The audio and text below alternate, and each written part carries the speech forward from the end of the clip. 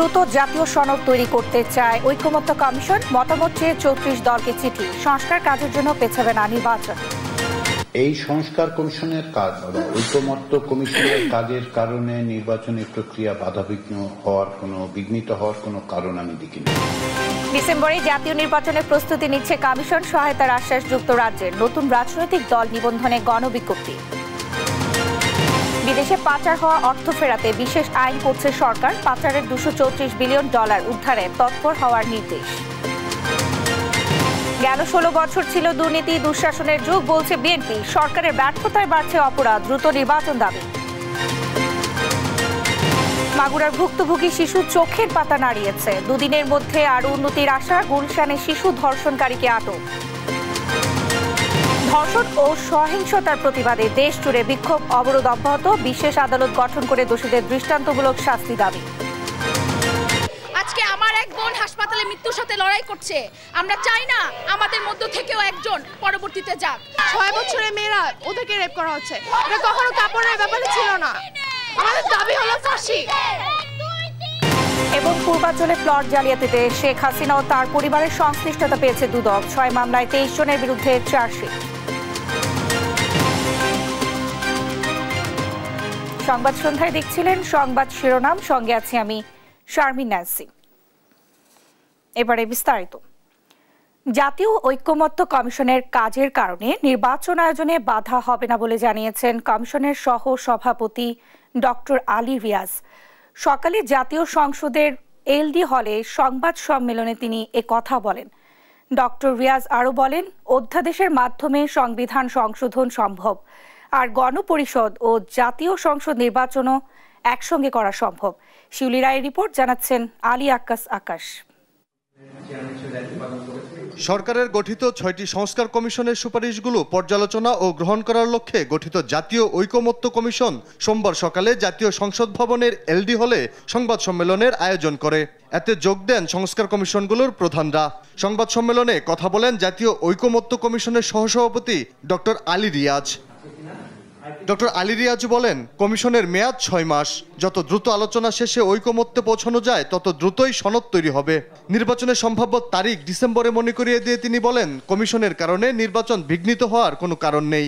এই সংস্কার কমিশনের কাজ ঐকমত্য কমিশনের কাজের কারণে নির্বাচনী প্রক্রিয়া বিঘ্নিত হওয়ার কোনো কারণ আমি দেখি না। কারণ অনেকগুলো এই যে সংবিধানের থেকে শুরু করে বিচার বিভাগ সংক্রান্ত যে সমস্ত সুপারিশ দেওয়া হয়েছে সেগুলো বাস্তবায়ন করা হবে কিভাবে সে বিষয়েও আসলে জানতে চাওয়া হয়েছে রাজনৈতিক দলগুলোর কাছ থেকে। তিনি বলেন, দলগুলোর ভিন্ন ভিন্ন অবস্থান ও মত আছে। আলোচনার ভিত্তিতে ঐক্যে পৌঁছানো সম্ভব। বড় রাজনৈতিক দল ও অধিকাংশ দলের ঐকমত্য হলে সেটা গ্রহণযোগ্য হবে। রাজনীতিতে যে সমস্ত অপশনগুলো আলোচিত হচ্ছে, বিভিন্ন শক্তি বিভিন্ন দল বলছেন তো এভাবে হতে পারে, ওভাবে হতে পারে, এভাবে না হতে পারে, প্রত্যেকেরই মত আছে। আমরা সেগুলোর মধ্য থেকে এই বিকল্পগুলো রাজনৈতিক দলগুলোর সামনে হাজির করেছি। এখন ওনারা বলুন যে কোনটা পছন্দ করেন। সকলেই অকস্মাৎ একমত হবেন। আবারও বলি, আমি মাঝে মাঝে স্বপ্ন দেখি যে হবেন হয়তো। সংবিধান সংস্কার সংক্রান্ত সুপারিশগুলো ইতিমধ্যেই 34 রাজনৈতিক দলের কাছে পাঠানো হয়েছে। পাশাপাশি গুরুত্বপূর্ণ সুপারিশগুলোর ব্যাপারে নাগরিকদের মতামত জানার জন্য ব্যবস্থা নেওয়া হবে বলেও জানান জাতীয় ঐকমত্য কমিশনের সহসভাপতি ডক্টর আলী রিয়াজ। আলী আক্কাস আকাশ, দেশ টিভি, ঢাকা। ডিসেম্বরের মধ্যে জাতীয় নির্বাচন করতে চায় নির্বাচন কমিশন, জানালেন সিএসসি এএমএম নাসির উদ্দিন। সোমবার নির্বাচন ভবনে ব্রিটিশ হাই কমিশনার সারা কুকের সঙ্গে বৈঠক শেষে কথা জানান তিনি। আর নির্বাচনের প্রস্তুতি নিয়ে সন্তুষ্টি জানিয়ে সহায়তার আশ্বাস দিয়েছেন হাই কমিশনার। এদিকে আসন্ন নির্বাচনে প্রক্সি ভোট দেওয়ার সুযোগ পাচ্ছেন ভোটাররা। পাশাপাশি নতুন রাজনৈতিক দল নিবন্ধনে গণবিজ্ঞপ্তি দেওয়া হয়েছে। শিউলি রায়কে সঙ্গে নিয়ে নাফিয়া ফারজানা রিপোর্ট। ত্রয়োদশ জাতীয় সংসদ নির্বাচনের প্রস্তুতি নিচ্ছে নির্বাচন কমিশন। ডিসেম্বরে ভোট ধরে কার্যক্রম এগিয়ে নিচ্ছে তারা। এরই অংশ হিসেবে বিভিন্ন দেশের কূটনীতিকদের সঙ্গে বৈঠক করছে ইসি। সোমবার সকালে নির্বাচন ভবনে সিএসসির সঙ্গে বৈঠকে বসেন British high commissioner Sarah Cook. বৈঠক শেষে সারা কুক বলেন, আগামী সংসদ নির্বাচনে ইসিকে সহায়তা করতে আগ্রহী যুক্তরাজ্য। অবাধ, সুষ্ঠু ও অন্তর্ভুক্তি নির্বাচন সমর্থন করেন তারা। As you know, the UK is supportive of the consensus building and reform process to help create the conditions for free, fair and inclusive elections here in Bangladesh. CEC জানান, ডিসেম্বরে নির্বাচনের লক্ষ্যে প্রস্তুতি নিচ্ছে কমিশন। সুষ্ঠুভাবে ভোট গ্রহণে polling agent ও পর্যবেক্ষকদের প্রশিক্ষণ সহ নানা সহায়তা চাওয়া হয়েছে। পার্লামেন্টারি ইলেকশন নিয়ে আমাদের প্রস্তুতি কিরকম, আমরা কোন পর্যায়ে আছি, এখন কি ধরনের আমাদের প্রস্তুতি চলছে ইত্যাদি সম্পর্কে জানতে চেয়েছিলেন এবং ওনারা আমাদেরকে সহায়তা করতে চান। এদিকে কমিশন সভা শেষে সিইসি জানান, আসন্ন নির্বাচনে প্রক্সি ভোট দেওয়ার সুযোগ পাচ্ছেন প্রবাসীরা। এছাড়া নতুন রাজনৈতিক দল নিবন্ধনের গণবিজ্ঞপ্তি প্রকাশ করেছে কমিশন। সেখানে আগামী 20 এপ্রিল পর্যন্ত আবেদন করা যাবে বলে বলা হয়েছে। নাফিয়া ফারজানা, দেশ টিভি, ঢাকা। ক্ষমতাচ্যুত শেখ হাসিনার শাসনামলে বিদেশে পাচার হওয়া অর্থ ফেরত আনতে আগামী সপ্তাহের মধ্যে একটি বিশেষ আইন হচ্ছে, জানালেন প্রধান উপদেষ্টার প্রেস সচিব শফিকুল আলম। তিনি বলেন, উচ্চশিক্ষার আড়ালে এক সেমিস্টারের ফি বাবদ 4 থেকে 500 কোটি টাকা খরচ দেখিয়েছে পাচারকারী। এরকম নানা উপায়ে পাচার হওয়া $234 বিলিয়ন ফেরাতে সংশ্লিষ্ট সবাইকে তৎপর হওয়ার তাগিদ দেওয়া হয়েছে। তারেক মাহমুদ সুজনের রিপোর্ট। সোমবার দেশ থেকে পাচার হওয়া অর্থ ফেরত প্রচেষ্টা নিয়ে প্রধান উপদেষ্টার নেতৃত্বে উচ্চ পর্যায়ের বৈঠক হয়। এরপর দুপুরে রাজধানীর ফরেন সার্ভিস একাডেমিতে সংবাদ সম্মেলনে বিস্তারিত তুলে ধরেন প্রধান উপদেষ্টার প্রেস সচিব শফিকুল আলম। এই টাকাটা ফেরত আনার জন্য সেটার উপরে আজকে একটা বড় মিটিং হয়। জানান, এরই মধ্যে কেন্দ্রীয় ব্যাংকের গভর্নরের নেতৃত্বে গঠিত টাস্কফোর্স 11টি কোম্পানি ও স্বতন্ত্র ব্যক্তিকে ধরে প্রাথমিক তদন্ত শুরু করেছে, যাদের মধ্যে আছে শেখ হাসিনা, তার পরিবার ও তার স্বার্থ সংশ্লিষ্ট প্রতিষ্ঠান। এসব ব্যক্তি ও প্রতিষ্ঠানের বিরুদ্ধে ব্যবস্থা নিতে বিশেষ আইন তৈরির সিদ্ধান্ত নিয়েছে সরকার। হয়তো আপনারা এই আগামী সপ্তাহের মধ্যে এই আইনটা আপনারা দেখবেন। এই আইনটা করানো হচ্ছে যে এই টাকাটা ত্বরান্বিত করে কিভাবে টাকাটা আনা যায়, এটা আইনের একটা কাভার লাগবে। প্রথমে আইডেন্টিফাই করা হয়েছে 11টা কোম্পানি এবং ইন্ডিভিজুয়ালস। তার মধ্যে প্রথমেই আছেন শেখ হাসিনা এবং তার ফ্যামিলি। তাদের কোথায় কোথায় টাকা চলে গেছে তাদের বিষয়ে আজকে প্রোগ্রেস, কোথায় কোথায় টাকাটা চলে যেতে পারে সেই বিষয়ে আজকে আলাপ হয়েছে। তিনি আরো জানান, পাচারকারীরা নানাভাবে বিদেশে টাকা পাচার করেছে। একজনের ছেলের টিউশন ফি বাবদ এক সেমিস্টারে 400-500 কোটি টাকা পাচারের তথ্য পাওয়া গেছে। একজন তার চিলড্রেনের টিউশন ফি পাঠিয়েছেন 400 কোটি টাকার উপরে, 400-500 কোটি টাকা। মানে মানিটা লন্ডারিংটা কিভাবে হয়েছে দেখেন। এদিকে বিগত সরকারের সিন্ডিকেট শিক্ষার্থীদের হাতে পাঠ্য বই বিতরণ জুন-জুলাই পর্যন্ত বিলম্বিত করার অপচেষ্টা চালিয়েছে উল্লেখ করে উপপ্রেস সচিব আজাদ মজুমদার জানান, 1 সপ্তাহের মধ্যে সব পাঠ্য বই বিতরণ শেষ করবে সরকার। এর আগে সরকারের সাথে সংশ্লিষ্ট বেশ কিছু মুদ্রণ ব্যবসায়ী তারা আসলে তাদের সরকারের কাছে গোয়েন্দা তথ্য ছিল, তারা চেষ্টা করেছিল যে এই বইয়ের যে মুদ্রণ এবং ছাপার যে প্রক্রিয়াটা, এই প্রক্রিয়াটা জুন-জুলাইতে নিয়ে যেতে। আগামী বছর ঠিক সময়ে পাঠ্য বই পৌঁছাতে মঙ্গলবার থেকেই বই ছাপানোর কার্যক্রম শুরু করা হবে। আগামী বছরের পাঠ্যপুস্তক ছাপার কাজটা আগামীকাল থেকে শুরু হবে। তারেক মাহমুদ সুজন, দেশ টিভি, ঢাকা। গেল 16 বছর দুর্নীতি দুঃশাসনের যুগ ছিল বলে মন্তব্য করেছেন বিএনপির স্থায়ী কমিটির সদস্য নজরুল ইসলাম খান। বলেন, রাষ্ট্র পরিচালনা করতে ক্ষমতার পরিবর্তন আনতে হবে গণতান্ত্রিক প্রক্রিয়ার নির্বাচনের মাধ্যমে। আর অন্তর্বর্তী সরকারের আইন প্রয়োগের ব্যর্থতায় দেশে অপরাধ বাড়ছে বলে অভিযোগ করেন দলটির সিনিয়র যুগ্ম মহাসচিব রুহুল কবির রিজভী। আরও জানাচ্ছেন সাইফুল রিপোর্ট। সোমবার রাজধানীর একটি হোটেলে আয়োজিত প্রকাশনা উৎসবে লিভিং লিজেন্ড তারেক রহমান, নেতা ও নেতৃত্ব এবং ফ্যাসিস্ট শেখ হাসিনার দুর্নীতি ও দুঃশাসন বইয়ের মোড়ক উন্মোচন করা হয়। এ সময় বক্তারা বলেন, নির্বাচন নিয়ে কোনো টালবাহানা জনগণ মেনে নেবে না।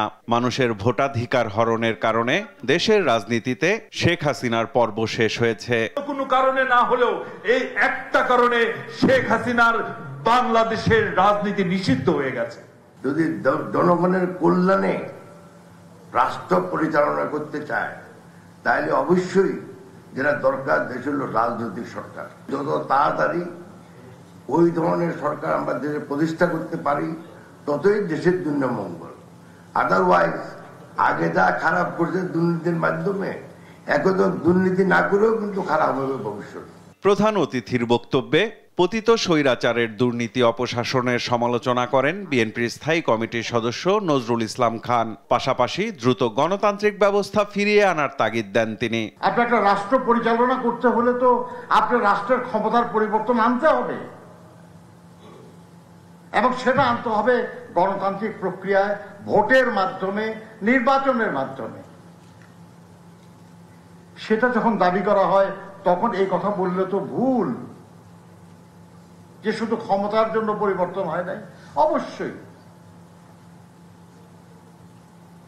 ক্ষমতার পরিবর্তন ছাড়া আপনি আর কোনো পরিবর্তন করতে পারবেন না। এদিকে মাগুরায় শিশু ধর্ষণের ঘটনায় দোষীদের দৃষ্টান্তমূলক শাস্তির দাবিতে বিএনপির কেন্দ্রীয় কার্যালয়ের সামনে বিক্ষোভ মিছিল করে জাতীয়তাবাদী মহিলা দল। মিছিল পূর্ব সংক্ষিপ্ত সমাবেশে দলের সিনিয়র যুগ্ম মহাসচিব রুহুল কবির রিজভী অভিযোগ করেন, আইনের শাসন প্রয়োগের ব্যর্থতায় বাড়ছে খুন, ধর্ষণ, ছিনতাইয়ের মতো অপরাধ। অনেকেই বঞ্চিত ছিলেন শেখ হাসিনার আমলে, অনেকের বঞ্চনা ঘুষিয়েছে, অনেকে প্রমোশন পেয়েছেন, ডাবল প্রমোশন পেয়েছেন।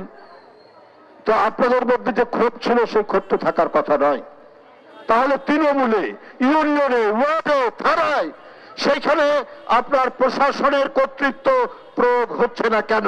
মাগুরায় পাশবিক নির্যাতনের শিকার শিশুর উন্নত চিকিৎসা ও দোষীদের কঠোর শাস্তির দাবিও জানান রিজভী আহমেদ। চেষ্টা করে সাইফুল রিপন, দেশ টিভি, ঢাকা। মাগুরায় ধর্ষণের শিকার 8 বছরের শিশুটির অবস্থার সামান্য উন্নতি হয়েছে। এখনো জ্ঞান না ফিরলেও চোখের পাতা নাড়ানোর খবর দিয়েছেন চিকিৎসকরা। এমনটাই জানালেন প্রধান উপদেষ্টা deputy press secretary Azad Majumdar. এর আগে ধর্ষণের ঘটনায় 4 আসামিকে রিমান্ডে দিয়েছেন আদালত। এদিকে এই ঘটনার রেশ কাটতে না কাটতেই রাজধানীর গুলশানে 10 বছরের আরেক শিশু ধর্ষণের শিকার হয়েছে। গ্রেফতার করা হয়েছে অভিযুক্তকে। আলী আক্কাস আকাশের রিপোর্ট। চোখের পাতা নাড়িয়েছে মাগুরার ভুক্তভোগী শিশু, এতেই যেন আশার আলো। তবে এখনো জ্ঞান ফেরেনি তার। রাজধানীর সম্মিলিত সামরিক হাসপাতালের পেডিয়াট্রিক ইন্টেন্সিভ কেয়ার ইউনিটে নিবিড় পরিচর্যা চলছে শিশুটির। সোমবার দুপুরে এ তথ্য দেন ডেপুটি প্রেস সচিব আবুল কালাম আজাদ মজুমদার। চিকিৎসকরা ওনাকে জানিয়েছেন যে শিশুটির শারীরিক অবস্থা খুব সামান্য উন্নতি হয়েছে, কমান লেভেল 3-এ ছিল, আজকে সেটা 5-এ উন্নতি হয়েছে, এবং সকালে শিশুটি প্রথমবার মতো হাসপাতালে ভর্তি হওয়ার পর চোখের পাতা নেড়েছেন, এবং তবে শ্বাসরোধের চেষ্টার কারণে তার মস্তিষ্কে অক্সিজেন সরবরাহ বিঘ্নিত হয়েছিল এবং মস্তিষ্কে পানি জমে গিয়েছিল, যেটা এখনো অপসারণ করা সম্ভব হয়নি। তার বুকের মধ্যে যে বাতাসটা জমেছিল সেটা দূর করা গেছে, এবং চিকিৎসকরা আশাবাদী তার স্বাস্থ্যের অবস্থা আর একটু উন্নতি হবে। এদিকে ধর্ষণের ঘটনায় প্রধান অভিযুক্ত হিটু শেখের 7 দিন এবং বাকি 3 আসামির 5 দিন করে রিমান্ড মঞ্জুর করেছেন আদালত। রোববার গভীর রাতে শুনানি শেষে এ আদেশ দেয়া হয়। 8 বছরের মাগুরার শিশু যখন হাসপাতালে, তখন 10 বছরের আরেক শিশুকে ধর্ষণের অভিযোগ পাওয়া গেছে। রোববার রাজধানীর গুলশানে ধর্ষণের শিকার হয় এক মাদ্রাসা শিক্ষার্থী। শারীরিক পরীক্ষা নিরীক্ষার জন্য শিশুটিকে ঢাকা মেডিকেল কলেজ হাসপাতালের ওয়ান স্টপ ক্রাইসিস সেন্টারে ভর্তি করা হয়েছে। এ ঘটনায় সোমবার সজল হোসেন পলাশ নামে এক গাড়ি চালককে আটক করেছে পুলিশ। আলী আক্কাস আকাশ, দেশ টিভি, ঢাকা। মাগুরায় শিশু ধর্ষণের ঘটনায় আজও উত্তাল ঢাকা বিশ্ববিদ্যালয় ক্যাম্পাস ও হাইকোর্ট এলাকা। সকাল থেকে বিভিন্ন ছাত্র সংগঠন ও বিভিন্ন অনুষদের শিক্ষার্থীরা নারী নিপীড়নের প্রতিবাদে বিক্ষোভ সমাবেশ ও মিছিল করে। নারী নিরাপত্তায় সবার প্রধান দাবি দ্রুততম সময়ে ধর্ষকের সর্বোচ্চ শাস্তি নিশ্চিত করা হোক। নিয়াজ মোর্শেদের রিপোর্ট। মাগুরায় শিশু ধর্ষণের ঘটনায় সোমবার সকালে রাস্তায় নামে রাজধানীর ভিকারুন্নেসা স্কুলের এসব শিক্ষার্থী। জানায় নারীর প্রতি সহিংসতার প্রতিবাদ, চায় শিশু ও নারীর নিরাপত্তা। রিসেন্টলি একটা মাগুরায় 8 বছরের সন্তানের একটা রেপ হয়েছে। আমরা চাচ্ছি যেন এখানে রাইট জাস্টিস হোক। 90 দিন বলা হচ্ছে, কিন্তু এতদিন কেন লাগবে একটা ফাঁসির জন্য? এই 90 দিন বা 180 দিনের মধ্যে যে 900টা রেপ কেস হবে না, সেটার কি গ্যারান্টি আছে? ধর্ষকদের থেকে ধর্ষিতাকে বেশি হয়রানি করা হয়, যেটা ঠিক না। শুধুমাত্র ফাঁসি দিলেই ভয় পাবে তখন প্রতিটা ধর্ষক, যে না আমি যদি কাউকে ধর্ষণ করি তাহলে আমার ফাঁসি হবে। একই দাবিতে সকাল থেকে উত্তাল ছিল ঢাকা বিশ্ববিদ্যালয় এলাকাও। বিভিন্ন অনুষদের শিক্ষার্থী এবং রাজনৈতিক ও সামাজিক সংগঠনের কর্মীরা বিক্ষোভ কর্মসূচি পালন করে। অতি দ্রুত এই ধর্ষকদের বিচারের ব্যবস্থা করতে হবে। আমাদের দাবি হচ্ছে ধর্ষকের সর্বোচ্চ শাস্তি প্রকাশ্যে নিশ্চিত করতে হবে, এমন শাস্তি যাতে ধর্ষক পায়, যাতে ভবিষ্যতে আর কেউ এরকম ধর্ষণের মতো ঘৃণ্য কাজ করার সাহসটা পর্যন্ত না পায়। সবার দাবির সাথে সংহতি জানিয়ে হাইকোর্টের সামনে মানববন্ধন করে ছাত্রদল। এ সময় ছাত্রনেতারা অভিযোগ করেন নারীর প্রতি সহিংসতা প্রতিরোধে সরকারের সদিচ্ছার অভাব রয়েছে। আমাদের মনে হচ্ছে পৃথিবীর সবথেকে দুর্বল সরকার, এই অন্তর্বর্তীকালীন সরকারকে এদেশের সকল মানুষ সমর্থন দেওয়ার পরও তারা আইন শৃঙ্খলার যে পরিস্থিতি সেটি কিন্তু উন্নত করতে পারেনি। আমরা অনুরোধ জানাচ্ছি বাংলাদেশের পুরো ছাত্র সমাজের মনোভাবকে বোঝার চেষ্টা করেন, এই আসিয়ার ধর্ষণকারীদের বিচার অতি দ্রুততম সময়ে নিশ্চিত করেন। ধর্ষণ সহ সব অপরাধীদের দ্রুত বিচারের দাবি জানিয়ে নেতারা হুঁশিয়ারি দেন, যদি নারী নির্যাতন অব্যাহত থাকে তবে ছাত্রদল রাজপথে থেকে প্রতিবাদ করবে। নিয়াজ মোর্শেদ, দেশ টিভি, ঢাকা। এদিকে ধর্ষণ ও সহিংসতার প্রতিবাদে দেশজুড়ে বিক্ষোভ মিছিল ও প্রতিবাদ সমাবেশ হয়েছে। এ সময় ধর্ষকের সর্বোচ্চ শাস্তির দাবি জানান শিক্ষার্থী সহ সর্বস্তরের জনতা। সহকর্মীদের পাঠানো তথ্য ছবিতে সালমা জাহানের রিপোর্ট। দেশ জুড়ে নারীর প্রতি সহিংসতার প্রতিবাদে এবং ধর্ষকের সর্বোচ্চ শাস্তির দাবিতে সোমবার সকালে রাজশাহীর তালাইমারি মোড়ে সড়ক অবরোধ করে ঘণ্টাব্যাপী বিক্ষোভ চলে। পরে রাজশাহী বিশ্ববিদ্যালয়ের প্রধান ফটকের সামনে অবস্থান নিয়ে বিক্ষোভ করেন শিক্ষার্থীরা। এছাড়া নগরীর সাহেব বাজার 0 পয়েন্টে ছাত্র শিবির ও বিশ্ববিদ্যালয়ের প্যারিস রোডে জাতীয়তাবাদী ছাত্রদল মানববন্ধন করেছে। সে ধর্ষণ করেছে, তার তথ্য প্রমাণ আছে এবং প্রমাণিত যে সে ধর্ষক, তারপরেও কেন 90 দিন সময় লাগবে সে ধর্ষকের ফাঁসি দিতে? সারা দেশে ধর্ষণ ও নিপীড়নের প্রতিবাদে সোমবার সকাল 11টার দিকে বাংলা ব্লকের কুমিল্লা সদর দক্ষিণের কোটবাড়ি বিশ্ব রোড এলাকায় ঢাকা চট্টগ্রাম মহাসড়ক অবরোধ করে শিক্ষার্থীরা।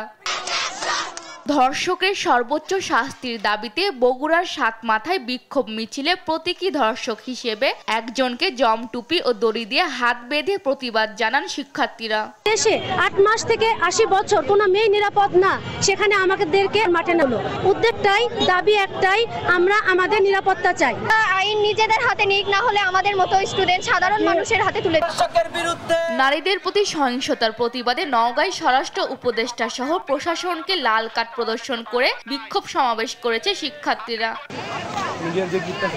গাইবান্ধাতেও সকালে পলাশবাড়ির রাব্বির মোড়ে মানববন্ধন করে শিক্ষার্থীরা। এ সময় ঢাকা রংপুর মহাসড়ক অবরোধ করে ঘণ্টাব্যাপী স্লোগান দিতে থাকে তারা।